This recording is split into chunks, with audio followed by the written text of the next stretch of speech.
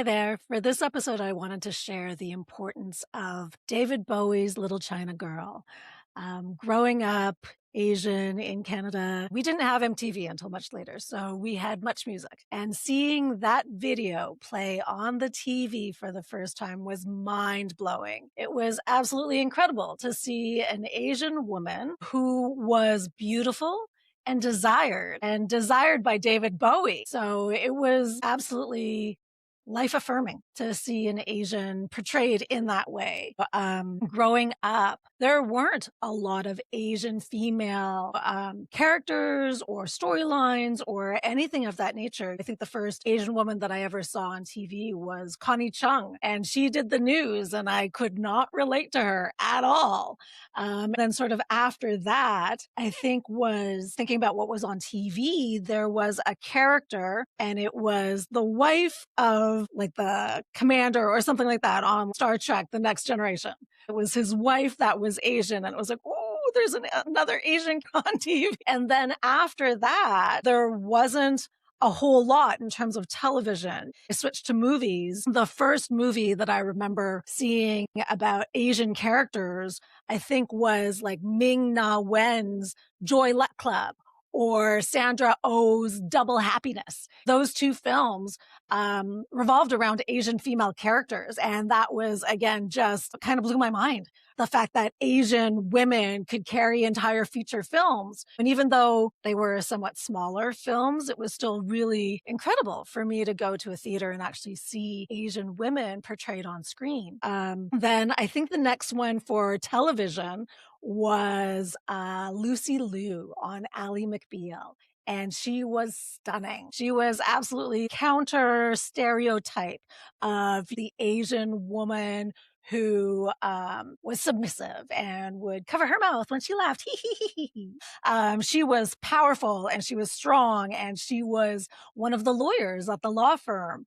And so she absolutely rocked. And it was great to see her career trajectory, to have her progress on to the Charlie's Angels reboot with Drew Barrymore, the two films in that series, and then into the Kill Bill films. To see her wield a katana sword was totally kick-ass. And going back in time a little bit, I'm thinking who was next? It would have been Tia Carrere in Wayne's World.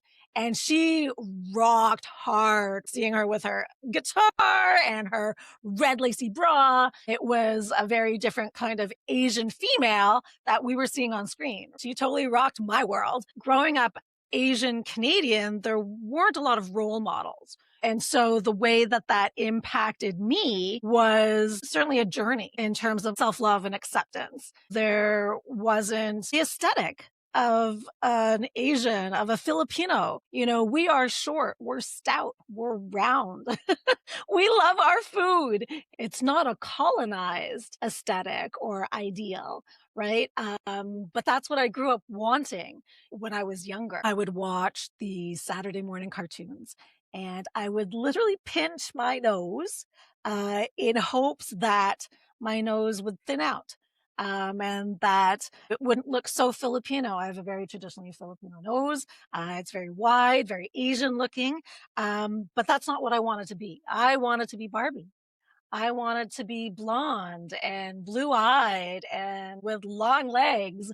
And that's not what I am. That's not what I've got. You know, being Asian female, I've got thick calves. I've got thick legs.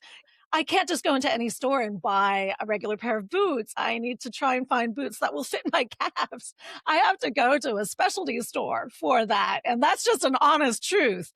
But it's a reality, right? And so that's been my experience in trying to sort of reconcile some of those beauty standards and the fact that I had a colonized view of beauty and that I actually wanted to be something that I was not. And so with my own daughter, I'm trying to impart some of, these lessons that I've had with her when she was younger. She's 18 now, but when she was younger, I did not allow her to wear makeup. And I purposely explained to her that the reason for that was because I wanted her to learn to love her face. The getting to know one's face without all the color or without all of the product, without hiding behind a mask of makeup was very important to me for her to be able to learn to do that before sort of all the artifice, right? And it's one of the things that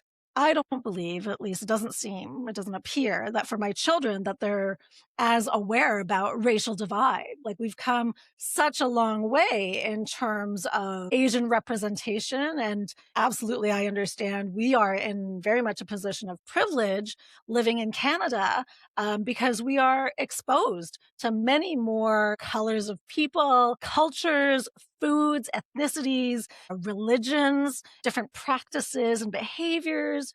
And so, as Canadians, I believe we have a higher tolerance for that level of diversity. We have a bit more of an openness to differing perspectives. And I'm wanting to engage my children in that because that's not what I had growing up. It was very much a journey for me in terms of being able to learn to love myself. There was definitely a lot of hard work there. A term I use with my clients, colleagues, and staff sometimes is the heart work of hard work. And that's the internal self love and appreciation and gratitude for the things that we do have. And so I've been very active in wanting to ensure that my children have that same sort of lens in terms of they're of value even if they don't see themselves represented on a magazine or in a TV show or movie, they are mixed race. And so, if I find myself sort of floating between Filipino and Canadian or Caucasian, I can only imagine how my children being mixed race, how they may feel in terms of like, where do I belong?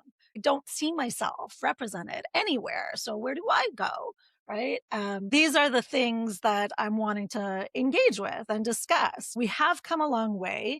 I think I'll leave Crazy Rich Asians for its own episode in the future because that was just world changing, really.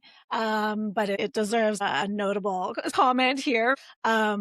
But I'll bring it to present day and a moment that I had had, and it's with regards to Alexandra Ila. She was playing at Wimbledon, representing the Philippines, and it was amazing to see to have a female Filipino competing at world-class level tennis was awe-inspiring. She had shared on her socials a picture of her when she was younger going to tennis practice early in the morning. And her caption was, "Me and my ruffle socks and my big cheeks." And so in reading that, I'm like, ruffle socks and big cheeks. That's all of us Asian little girls. Like, oh my goodness, I saw myself in that. And it touched me and it felt real. And that was the moment where I kind of understood a little bit more because the little girl inside of me was cheering for her. And I couldn't help but feel connected to her. And it's one of those things that it's not until I've had the opportunity to reflect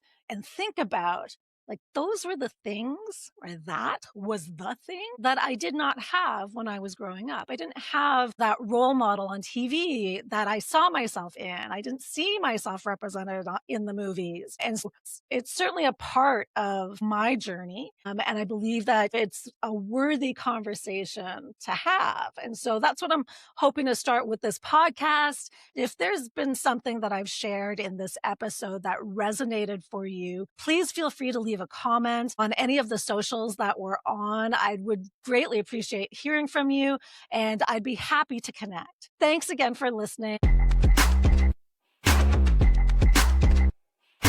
Charm Story.